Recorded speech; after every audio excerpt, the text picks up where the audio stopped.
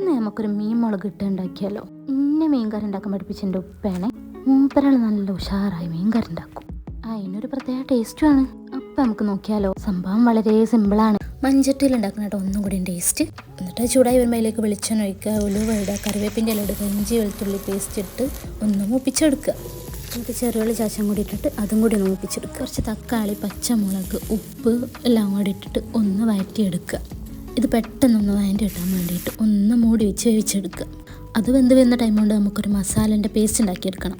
അതിനായിട്ട് 2 table spoon Kashmiri മുളക് പൊടി, 1 ടേബിൾ സ്പൂൺ സാദാ മുളക് പൊടി, 1 ടീസ്പൂൺ മഞ്ഞൾപ്പൊടി, 1 ടേബിൾ സ്പൂൺ മല്ലിപ്പൊടി, എന്നിട്ട് അതിലേക്ക് കുറച്ച് വെള്ളം ഒഴിച്ച് ഒരു തിക്ക് പേസ്റ്റ് രൂപത്തിലാക്കി എടുക്കുക.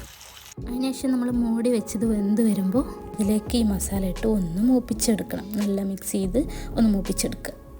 ഇങ്ങനെ ചെയ്താൽ ഈ പൊടികളൊന്നും പെട്ടെന്ന് കരിഞ്ഞു പോകടി പിടിക്കുകയൊന്നും ചെയ്യില്ല. പിന്നെ നമുക്ക് കുറച്ച് പുളി ആദ്യം ചൂടുവെള്ളത്തിലിട്ടേക്കണം. അതൊന്ന് പിഴിഞ്ഞെടുത്ത് ഇതിലേക്ക് ഒഴിച്ച് കൊടുക്കുക. കുറച്ച് പുളി ഒഴിച്ച് പിന്നെ അതിൻ്റെ കൂട്ടത്തിൽ കുറച്ച് വെള്ളം കൂടി ഒഴിച്ച് കൊടുക്കുക. അതൊക്കെ നിങ്ങളുടെ അളവിനനുസരിച്ച് വെള്ളം ഒഴിച്ച് കൊടുക്കുക കേട്ടോ. നിങ്ങൾക്ക് എത്രത്തോളം കറി വേണമെന്നുള്ളതിനനുസരിച്ച് വെള്ളം ഒഴിച്ച് കൊടുക്കുക. എന്നിട്ട് അതൊന്ന് തിളച്ച് വരുമ്പോൾ അതിലേക്ക് മീൻ ഇട്ട് കൊടുക്കുക. ഞാനിപ്പോൾ മാന്തളാണ് എടുത്തിട്ടുള്ളത്. നിങ്ങൾക്ക് ഏത് മീനും എടുക്കാം കേട്ടോ. മത്തി എടുക്കുക, അയിലെടുക്കുക, അങ്ങനെ ഏത് മീനാണെങ്കിലും എടുക്കുക. പിന്നെ അതിന് അത്യാവശ്യത്തിനുള്ള ഉപ്പും കൂടിയും കുറച്ചുകൂടി ഇട്ട് കൊടുത്ത് എല്ലാം മൂടി വെച്ചൊന്ന് വേവിച്ചെടുക്കുക. അപ്പോൾ കറി ഇവിടെ റെഡിയായി. കറി ഉണ്ടല്ലോ പിറ്റേ ദിവസം എടുത്ത് അതിലേക്ക് കുറച്ച് ചോറിട്ട് കുഴച്ച് കഴിക്കുമ്പോൾ ഉണ്ടല്ലോ എന്തോ ഒരു ടേസ്റ്റാണ്. കറി എന്നാക്കി അതിൻ്റെ മേലെ കുറച്ച് വെളിച്ചെണ്ണയും കറിവേപ്പിൻ്റെ ഇലയും മല്ലിച്ചപ്പൊട്ടൊന്ന് ഗാർണിഷ് ചെയ്ത് കൊടുക്കുക. അപ്പോൾ അതിനൊരു വേറൊരു ഫ്ലേവർ കിട്ടും കേട്ടോ. സംഭവം സിമ്പിൾ.